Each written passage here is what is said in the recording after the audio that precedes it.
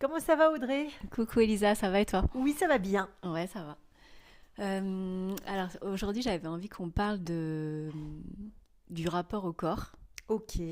J'ai fait un post là sur Instagram suite à un passage que j'ai lu dans un livre de Omram Mikhail Ivanov sur le fait que pour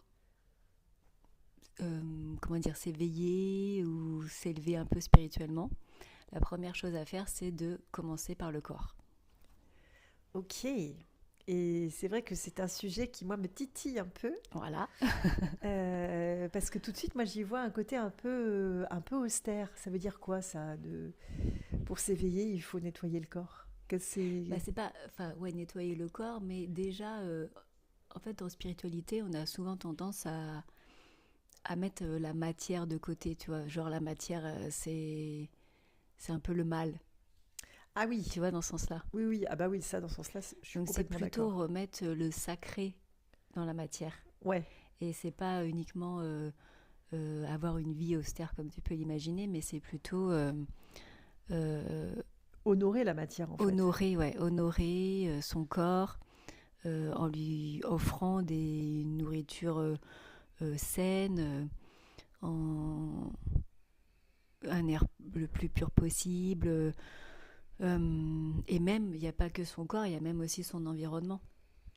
Ce que tu écoutes, ce que tu portes, comment c'est chez toi, enfin tout ça qui va nourrir un peu. Euh, Tes cellules. ouais, Mm. c'est ça. Ouais. Et en fait, ça commence par là.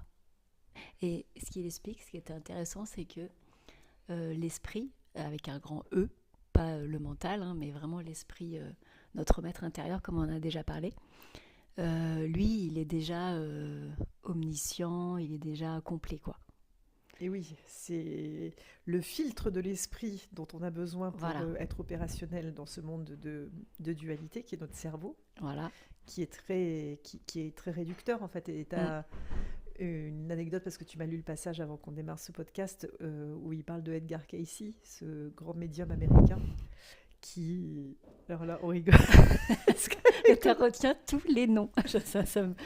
Je suis épatée à chaque fois, je l'ai déjà dit, je crois, une fois, mais elle te sort tous les noms, quoi. Et je lui ai lu un passage, je lui dis le nom, et ben, c'est mon ça y est. incroyable talent qui ne sert à rien. Mais si, c'est riche. Et voilà, si tu as une anecdote, au moins tu sais Je où me aller souviens du nom chercher du gars, ouais. l'info, quoi, parce que tu as le nom, quoi. C'est vrai, c'est vrai. Et donc ce fameux Edgar Cayce, c'était un homme très simple Mm. dans son état normal. Et quand il partait en transe, alors je crois qu'il était mis sous hypnose, Mm. je ne sais plus comment, avait accès à des informations extraordinaires et du coup il avait même l'ordonnance avec les médicaments qu'il fallait pour telle maladie, telle pathologie. Enfin, les gens le Voilà, consultaient pour l'omniscience plein de dans sujets différents. l'histoire, Voilà, dans sur des faits historiques. pourquoi tu es là, tes vies antérieures, enfin tout, quoi. Il avait accès à tout. Et quand il était en état ordinaire de conscience, il ne se souvenait de rien et c'était vraiment un mec super lambda, quoi. Mm. Donc effectivement, oui, l'esprit avec un E majuscule il a accès. Bah, notre esprit, il est dans cette bibliothèque akashique. Il a accès à ces fameuses annales akashiques qui sont toute l'information à disposition de l'humanité. Mhm. Moi, je maîtrise pas trop ce truc de Anna Lakashik, justement. Toi, t'as un peu des notions? Bah, un petit peu, je ne maîtrise pas, certainement pas la totalité du truc, mais je me suis pas mal intéressée. C'est la grande bibliothèque des âmes depuis leur création jusqu'à aujourd'hui. Mhm. Et c'est tout est consigné, c'est-à-dire que la loi du karma, par exemple, euh, tout, tout ce que tu fais dans cette vie est enregistré dans tes annales akashiques. C'est Ah pour oui, ça c'est que, les archives départementales, quoi. voilà, c'est les archives départementales spirituelles Ok. de toutes les âmes. Et donc, Tu peux faire ton arbre généalogique, tout ça, tu repères tout, quoi. tu repères absolument tout, tous les karmas, toutes les bonnes, mauvaises actions, toutes les connaissances que ton âme a acquises au fur et à mesure des Mhm. incarnations sont dans tes annales akashiques. Et je pense notamment à un guérisseur que j'allais voir à Paris, qui disait que dans son éveil spirituel, il avait eu comme ça un temps d'initiation où, alors c'est lui qui raconte, hein, je n'étais pas là pour témoigner, mais il raconte qu'il a été comme ça, les guides l'ont ouvert aux annales akashiques et que d'un coup il a eu cette omniscience, mais c'était presque trop, il était obligé enfin bon, je vais aller dans les détails parce qu'on est un petit peu dans les excès, mais il n'arrivait plus à dormir, ça a duré 6 mois, enfin ça a failli lui cramer le cerveau Ah ouais. tellement c'était intense et tellement c'est voilà, au-delà du cerveau, quoi. Mhm. Et que le cerveau est vachement limité. Et toi, tu as déjà fait une lecture de ça? Alors, je vais vous faire rigoler. Ouais. Évidemment, comme je suis très curieuse, dès que j'ai entendu parler de ce truc-là, j'ai voulu comprendre, connaître, essayer. Donc, je me suis acheté un bouquin de Don Ernesto Ortiz, qui est un super connaisseur des annales akashiques, en tout cas une référence en la matière, traduit en français évidemment. Et dans ce bouquin, il y a le mode d'emploi pour te connecter aux annales akashiques. Ok. Donc ça, c'était dans les débuts quand j'ai commencé à faire tout ça, on doit être en, je sais pas, 2013, un truc comme ça. Et je devais aller chercher ma fille à l'école à 11h30, qui avait peut-être 6-7 ans à l'époque. Et je me fais le rituel avec, il y a une prière pour ouvrir l'espace des annales akashiques et tout ça, la méditation, le machin, la respire et tout. Et là, je sais pas, c'est trop costaud pour moi à l'époque. J'ai mon champ de vision qui a été réduit de moitié, c'est-à-dire que j'avais comme un rideau qui était tombé, mais à l'horizontale, quoi. Donc je ne voyais plus le haut, je ne voyais que le bas. Ah ouais? Et il fallait que j'aille chercher ma fille à l'école. Et j'étais... Ouvre les yeux, en fait. Non, impossible. J'avais les yeux ouverts et je ne voyais plus en haut. Ah ouais? Un trouble de la vision, mais un truc qui... Mais ça m'a fait peur, hein. Et donc je suis allée la chercher. J'étais... Mais je me contorsionnais pour essayer de regarder par en dessous l'espèce de voile noir là, que j'avais sur le regard. Et puis ça a duré... Ça a duré 10 minutes, hein. Ah oui. Et j'ai plus jamais réessayé après ça. Ah oui, t'as pas consulté quelqu'un qui fait les lectures des annales, tout ça, non? Alors bizarrement, ça c'est mon côté un peu... je veux faire tout par moi-même. Mm. Si quelqu'un me raconte le truc, sauf si vraiment c'est une histoire qui me touche, et là ça m'est déjà arrivé d'aller voir des guérisseurs et ils te racontent une vie antérieure. Et parfois, c'est vraiment, ça touche chacune de tes cellules. Et là, tu dis, OK, là, j'y crois. Mais on m'a aussi dit beaucoup de trucs où j'ai regardé, genre, ça me parle pas du tout. Mm. Donc, et puis, au-delà de ça, so what? C'est-à-dire que, OK, on te dit, tu as eu une vie antérieure, je sais pas moi, au 3e siècle après Jésus-Christ, et tu étais tailleur de pierre. Bon, super. Mm. Mais qu'est-ce qu'on en fait, en fait? C'est aussi une question que je me pose. Ouais, rien en fait. Ou alors après, pour moi, le piège, c'est qu'après, tu t'identifies à ça. Ah, bah oui, c'est normal parce que dans une ancienne vie, j'ai fait ci, j'ai fait ça, gna gna gna. Voilà. Et en fait, bah non. Et ça, c'est un peu un prétexte à rester dans son truc de victime. Après, il peut y avoir une utilité... Pour libérer des choses aussi. Ouais, voilà. Des mémoires, quoi. De prise de conscience. Mm. Et que, associé à une pratique du Ho'oponopono, par exemple, si tu te souviens en accédant à tes annales akashiques que dans une vie, tu as... tiens, ça, c'est une expérience perso. Donc là, récemment, j'ai consulté un guérisseur qui m'a relaté une vie antérieure, qui m'a beaucoup parlé. Et dans cette vie antérieure, en voulant bien faire, en fait, la décision que j'ai prise, l'intuition que j'ai eue, a eu des conséquences désastreuses sur toute ma communauté et sur tous mes biens. Et que du coup, ça avait créé une forme de manque de confiance et d'avoir du mal à écouter vraiment cette petite voix avec toujours la peur que ce soit la catastrophe si je l'écoute. Mais du coup, il m'a dit, OK, moi, et je trouvais vachement bien ce gars parce que justement, il disait, moi, je remonte l'information, maintenant, c'est à vous de faire le travail. C'est à vous de demander pardon à toutes ces âmes en question. Donc là, c'est le Ho'oponopono, c'est un outil qui marche bien pour ça.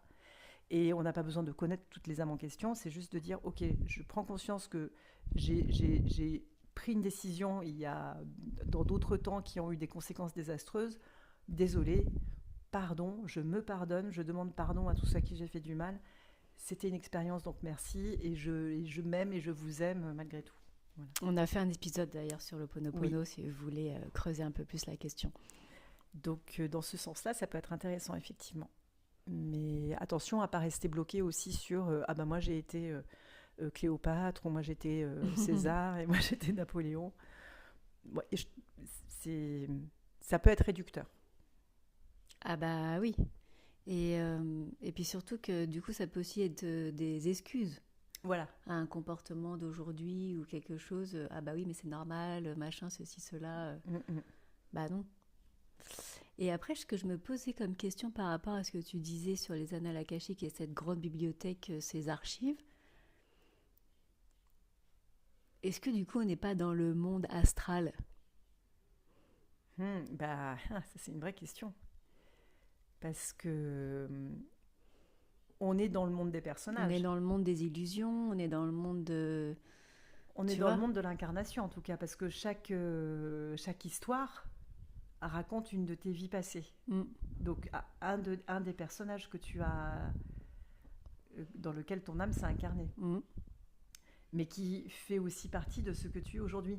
Mais c'est un peu comme la psychologie. C'est-à-dire qu'à un moment donné, ça peut être intéressant de visiter cet espace-là, mm. mais que pour autant, c'est pas une fin en soi. La fin en soi, c'est de retourner à l'unité, c'est de s'élever jusqu'à la source, et que ça encore, c'est une vraie question. Alors ça, Audrey, elle me pose toujours des questions. J'ai l'impression que j'ai la réponse, et puis quand je suis en train de lui répondre, je me rends compte que j'en sais rien. Mais c'est ça, en fait. On n'en sait rien et c'est bien, en fait. Il n'y a pas de problème. J'avoue, ça, je sais pas du tout. C'est une super question. Ouais.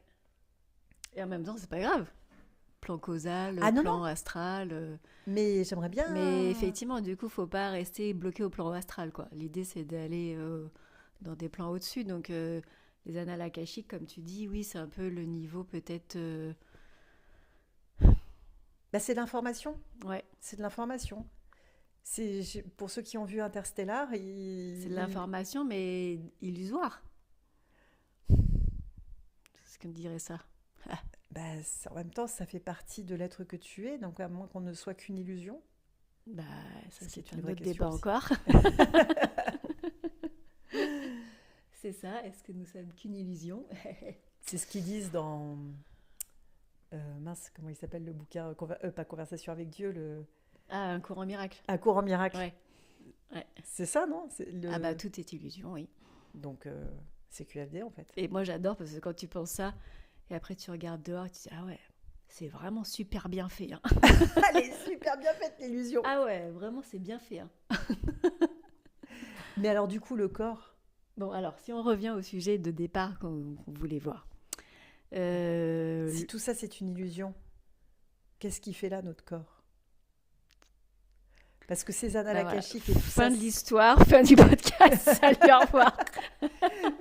Mais c'est super intéressant, puisque toutes ces expériences nous ont façonnés d'une certaine façon. Et que on est une âme qui fait une expérience humaine dans un corps. Notre corps, c'est notre véhicule pour cette expérience. Et ce corps, j'avais lu un bouquin qui était de Anne Givaudan et Daniel Meroy qui s'appelle Les 9 marches sur le processus d'incarnation d'une âme dans un corps, et où elle raconte que c'est l'âme qui façonne en fait le corps pour qu'il réponde à ce qu'elle est venue vivre dans cette vie. Donc par exemple, alors ça peut être peut-être un peu facile, hein, mais je m'excuse par avance, mais est-ce que quelqu'un qui a décidé de venir vivre le handicap comme expérience va modeler son corps pour naître avec un seul bras? J'en sais rien. Mais tu vois, dans l'idée... Dans ce que tu dis, oui, ouais, ça paraît logique en fait, quelque part. Donc du coup, toutes ces mémoires qu'on a accumulées, que ce soit sur le plan de l'âme, dans les annales akashiques, que nos mémoires transgénérationnelles à travers nos ancêtres, etc., elles sont inscrites dans nos cellules. Et donc c'est là où on en vient à la question de départ, qui est, pour s'élever spirituellement, il faut commencer par nettoyer la matière. Enfin, c'est pas forcément nettoyer, mais en tout cas, comment tu as dit au départ, pas la valoriser, mais la matière, tu vois, pas que ça soit quelque chose qui est mise de côté. C'est pas, tu vois, on a un peu tendance, quand on est dans la spiritualité, dans la religion, bah, même, en fait, c'est un peu judéo-chrétien, ça, de la matière, c'est sale, quoi. Oui, complètement. Tu vois, déjà, il y a ce truc-là, alors que, bah non, on te coupe de ça. Faut rien... Oui, il faut se cacher, voilà. Il faut se couvrir. Ouais. Et donc revenir du coup à cette matière qui est là et ce corps physique. L'honorer. Le physique, la matière, le physique, voilà, l'honorer, c'est ça que tu as dit au départ. Et en fait, tout ça, c'est de différents plans, là, comme on parlait du plan astral, plan causal, le plan physique. Mais le plan physique n'est pas moins bien que le plan astral et moins bien que le plan causal. Tout ça, c'est... Et encore des plans encore au-dessus. Mais c'est une interrelation et en plus, c'est un aller-retour aussi. C'est-à-dire que l'esprit, avec un E majuscule, descend dans le corps de chair, dans la matière, pour spiritualiser la matière. Mais la matière, à son tour, elle permet à l'esprit de se manifester. De se matérialiser. Et de se connaître, et de se goûter, et de se sentir. Sans matière, l'esprit, il est peut-être omniscient, mais bon. Voilà. Et du coup, l'idée, en fait, quand j'ai commencé à parler de ça, et quand j'ai lu ça dans le livre d'Abraham, quand il explique que c'est, quand on veut s'élever un peu spirituellement, de commencer par le corps, et dans le sens où le corps, c'est le canal, en fait, par lequel, comme tu dis, l'esprit, avec un grand E, passe. Et si ce canal est bouché, du coup, soit on n'entend pas les messages, parce que, comme dans Conversation avec Dieu, va me sortir le nom. Neil Donald Walsh, évidemment. Voilà. Il dit, mais pourquoi tu parles pas à tout le monde ? Et Dieu dit, si, je parle à tout le monde, mais tout le monde n'écoute pas. C'est que le canal est bouché, en fait. Et oui. Donc, voilà. Et c'est aussi encore ce qu'on a déjà parlé dans d'autres épisodes, cette différence entre pensée, idée, commencer à prendre conscience de ça. Enfin, c'est de la mise de conscience, en fait. Oui, c'est ça, de commencer à observer que on se fait mener en bourrique par nos pensées, par cette colloque hystérique qui est omniprésente mais pas omnipotente dans la tête, et que le corps en souffre, le corps en pâtit, mais le corps il est jamais contre nous. Le corps il obéit en fait.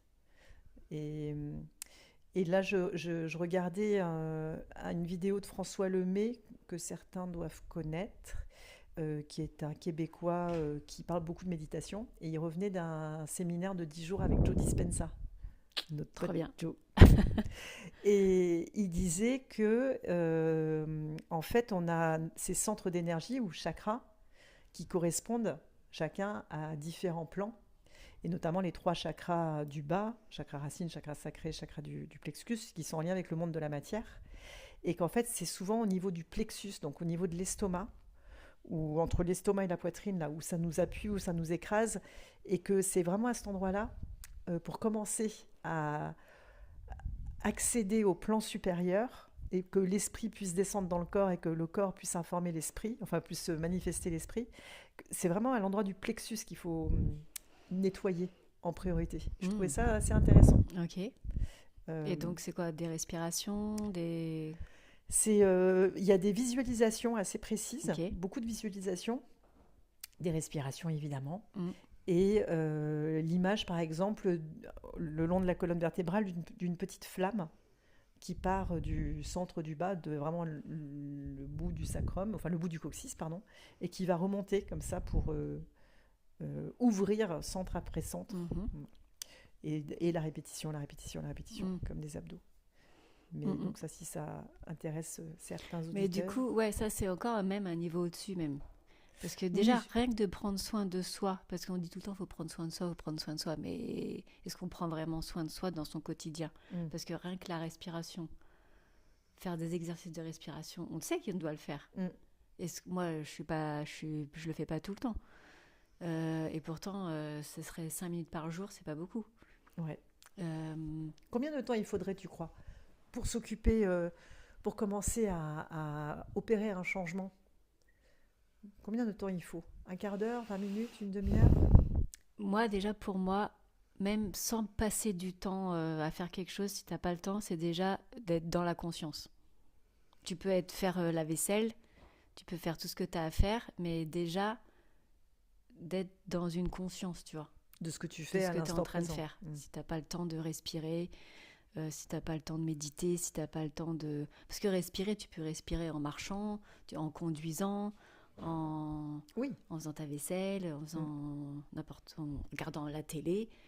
Tu penses en même temps à ta respiration et tu fais des grandes inspirations profondes, expiration, inspiration. Voilà, déjà, c'est ça. Et c'est des trucs tout bêtes. Et l'alimentation, évidemment. Et en fait, c'est tous les trucs qu'on dit de base et qu'il faut vraiment faire, finalement. Bah ouais. C'est faire attention à son alimentation, la respiration, le sommeil, sortir, bouger, prendre l'air, prendre le soleil. Tôt le matin, enfin, vraiment, voilà, sans crème solaire. Toutes ces choses-là, toujours en conscience. Et déjà, tu fais déjà un pas, quoi.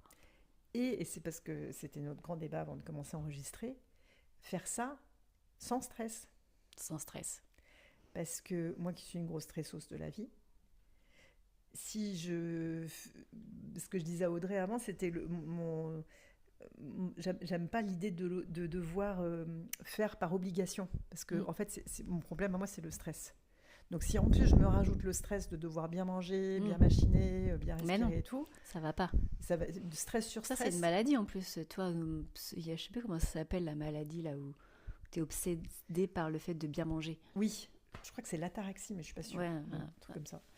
Mais voilà, tu vois, et là en fait tu tombes dans un truc encore plus stressant parce qu'en fait le stress c'est ce qui oxyde le plus les cellules. Non, il faut que ça soit dans la conscience et dans la joie. Voilà. Mais alors pour que ce soit dans la joie, il faut d'abord accueillir complètement l'état dans lequel tu es au moment où tu commences. J'ai l'impression que si tu commences avec un espèce d'objectif où non, il faut que je sois spirituel, donc il faut que je mange bien. Pour moi, c'est déjà prendre conscience que tu as, je sais pas combien de milliards de cellules qui œuvrent chaque jour pour toi. Et donc, déjà d'être en gratitude vis-à-vis d'elles. Je me souviens qu'une fois, j'avais fait une méditation. Et je ne sais plus ce que c'était. Je ne sais plus si c'était une méditation guidée ou pas. Enfin, en tout cas, je crois que ça parlait des cellules où je me suis connectée aux cellules. Et j'avais genre fait gratitude pour ces cellules qui sont là tout le temps à faire en sorte que je sois en bonne santé, quoi. Et j'avais eu la visualisation de voir toutes les petites cellules qui avaient un grand sourire, qui étaient « Oh, merci, c'est trop gentil » et tout. Ah, mais ça m'avait trop émue. C'était « Mais merci de penser à nous, de reconnaître notre travail, et tu vois. » Déjà, rien que ça, en fait. Remercier son corps. Déjà, ouais, de commencer par prendre conscience. Putain, mais ton cœur, il bat tout le temps, sans arrêt. Tu respires tout le temps inconsciemment. De remettre de la conscience dans tout ça. Bah oui. Ton estomac qui travaille à chaque fois que tu vas manger quelque chose. Enfin, c'est dingue, cette machine. Ah bah c'est miraculeux même. La vie est un miracle. Et je trouve qu'on la maltraite, cette machine incroyable. Oh, on la maltraite beaucoup trop. On la maltraite parce qu'on a aussi des injonctions d'avoir une certaine image à donner au monde. En tout cas, dans nos cultures. Moi, j'ai eu beaucoup ça à l'adolescence. Où j'ai une période où j'étais vraiment super mal dans ma peau et j'ai détesté mon corps pendant des années. Je l'ai maltraité pendant des années parce que j'étais emprisonnée dans ces injonctions d'image. Il fallait que je sois mince, il fallait... Voilà, c'est ça. Oui, c'est ça que c'est important que tu dis ça parce que quand on dit commencer par le corps, ça ne veut pas dire avoir le corps à l'image de ce qu'on veut nous faire croire. Mais c'est déjà juste d'être en gratitude sur le corps qu'on a. L'accepter tel qu'il est. Tel qu'il est et le remercier pour tout ce qu'il fait pour nous, quoi. Quel que soit son état de santé actuel, quelle que soit sa forme, sa physionomie. De toute façon, c'est celui qu'on a ici et maintenant. Donc on n'a pas le choix, en fait, que de l'accepter. Et l'expérience qui te permet, grâce à lui, l'expérience que tu peux avoir ici, quoi. Ouais. Peu importe s'il est un peu abîmé. Et s'il y a des douleurs, et s'il y a des inconforts. Des douleurs, des handicaps, C'est de reconnaître ça et d'y mettre beaucoup de compassion. C'est pas facile à dire. Et voilà, je comprends, peut-être que ça peut heurter ou quoi, mais je pense que ça passe par là. Et d'ailleurs, tu vois, les gens qui peuvent avoir eu des accidents, des handicaps, et qui sont passés au-delà de ça. Et c'est des lumières, c'est incroyable. Ah oui, c'est incroyable. Mais pour dépasser Enfin, c'est un deuil quand tu Ah perds oui. l'usage de tes membres. Moi, Mm. j'ai perdu juste l'usage d'une oreille, mais rien que ça, déjà, Mm. je peux juste à peine imaginer le processus qui est à l'œuvre quand tu dépasses Mm. un handicap, un accident, Mm. une maladie. Enfin, Et donc aussi, c'est pour ça que quand on est en bonne santé, Mm. mais gratitude quoi. Mm. Gratitude. Et ça me fait penser aussi à, tu l'as vu, Nos Solars, le Ouais. film, où, sans spoiler, mais voilà, en gros, comment je fais pour pas spoiler d'ailleurs? Bah, non, on peut raconter l'histoire en 2 secondes. Nos Solars, c'est un médium Rico Javier, Chico Xavier, argent, euh, d'Argentine, était médium, ce gars-là, et qui raconte le parcours d'une âme après la mort. Mm. Et là, en l'occurrence, c'est l'âme d'un médecin qui a eu une vie en apparence plutôt opulente, plutôt réussie, il a gagné Bon beaucoup vivant, d'argent, voilà. il a eu des enfants, il était marié, enfin il a vécu sa meilleure vie quoi en gros, Voilà, bon vivant. bon vivant. Et après, quand il meurt, en fait, il se retrouve dans ce qu'on peut appeler l'enfer, ou je sais pas. Il est un peu coincé, il se retrouve coincé entre deux mondes Mm. et il se retrouve coincé dans son angoisse de plus être incarné. Mm. Parce que lui, il kiffait bien sa vie, il est pas du tout spirituel et d'un coup, il se retrouve il est plus vivant quoi. Mm. Donc ça, il n'est pas OK pour ça. Il n'est pas OK pour lâcher la matière. Et il y a tout le monde, et il y a toutes les âmes autour de lui qui lui font suicider, suicider. Elle le fait trop bien. Tu sais, lui, il comprend pas comment ça, qui c'est qui est suicidé là. Il y a personne qui s'est suicidé. Et il reste comme ça un moment, Ouais. coincé entre deux, angoissé, ne comprenant pas, Où est-ce qu'il frustré, est, en voilà. colère, tout ça. Et puis finalement, il finit par voir les guides, la lumière, enfin, par comprendre qu'il y a autre chose qui l'attend et par accéder au plan d'après. Et donc après, on lui explique que, il dit, mais pourquoi on me parle de suicider, tout ça, machin. Et en fait, on lui explique en gros que la vie qu'il a menée, d'excès, comment dire, c'était une forme de suicide en fait. Mm. Parce qu'il disait, mais moi je me suis pas suicidée, mais voilà. Je vous invite vraiment à regarder ce film Nos Solars, N-O-2-S-O. Je crois que L-A-R. c'est N-O plus loin S-O-L-A-R. Mais on va regarder, parce que je suis pas sûre On le que tu le mettra, mets mais du je crois tout. qu'il y a 2 S. Ah oui, C'est peut-être. un mot en entier. Ah bah voilà, alors, on va vous mettre la ref. Nos Solars, notre demeure. Mm. De Chico Ravière. C'est ça. Et voilà, et donc c'est vraiment intéressant de voir, d'honorer ce corps, de faire attention, d'être en conscience, d'être en gratitude sur toutes ces petites cellules, sur les organes, etc. Et de faire attention en fait à ce qu'on consomme, à ce qu'on fait, etc. Sans pour autant s'interdire. Voilà, sans privation. Parce que moi, c'est ça qui peut me faire bondir parfois. Sans tomber, comme tu disais, dans un stress de tout bien faire. Ouais. Si des fois tu bois un verre ou tu fumes une cigarette, Moi, je sais pas. j'adore le bon vin, mais Voilà. vraiment. Et je me fais un kiff, mais par contre, je vais pas boire. S'il y a s'il y a du vin bas de gamme ou plein de sulfite, là, je me régale pas. Je préfère pas boire, quoi. Mm. Mais c'est pareil, du bon tabac. Pour moi, en plus, c'est un esprit, l'esprit de la vigne, l'esprit du tabac. Tu communies avec quand tu fumes un bon tabac ou quand tu bois un bon verre de vin. Mais sans se mettre minable, évidemment. Voilà, manger un bon chocolat. Un bon chocolat. Et on se sent pas mal après. Voilà, non mais voilà. Et puis tu le fais en conscience. Ouais. Donc voilà, c'est vraiment prendre conscience de ça. Mm. Et en faisant ça, tu ouvres déjà, comme on parlait au départ, c'est une espèce de canal, le canal dans lequel on est, et commencer à aussi prendre conscience de ses idées, de ses pensées, de qui parle, du maître intérieur du personnage, etc. Et plus on va du coup prendre soin de son physique, la gratitude, l'honorer, etc., plus ça sera facile pour nous aussi d'identifier justement ce maître intérieur. Ouais, exactement. D'entendre ses messages. Et par rapport à ça, on peut finir ce podcast avec une proposition de pratique. c'est la prochaine fois c'est de parler à son corps pour tous les sujets qui le concernent. C'est-à-dire le matin, tu te lèves, tu demandes à ton corps qu'est-ce qu'il a envie de porter aujourd'hui. Au début, tu vas dire je suis complètement zinzin la boulette, je parle à mon corps, il me dit rien. Mais en fait, si, ton corps, il te parle. Tu peux lui poser la question de mon corps, qu'est-ce que j'ai envie de manger au petit-déj?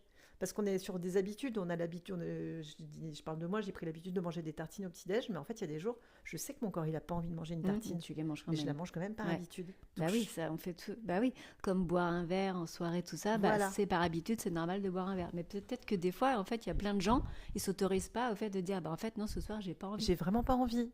Et c'est ok. Et donc, c'est plutôt écouter ça, exactement.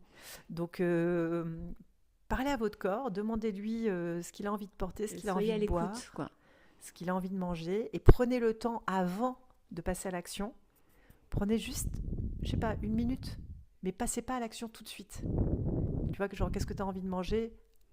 Attends un peu. Et est-ce que tu as envie de manger? Oui. Des fois, tu manges alors que tu n'as pas faim. Tu as raison, grave. Ça m'arrive beaucoup en ce moment. Donc oui. C'est ça.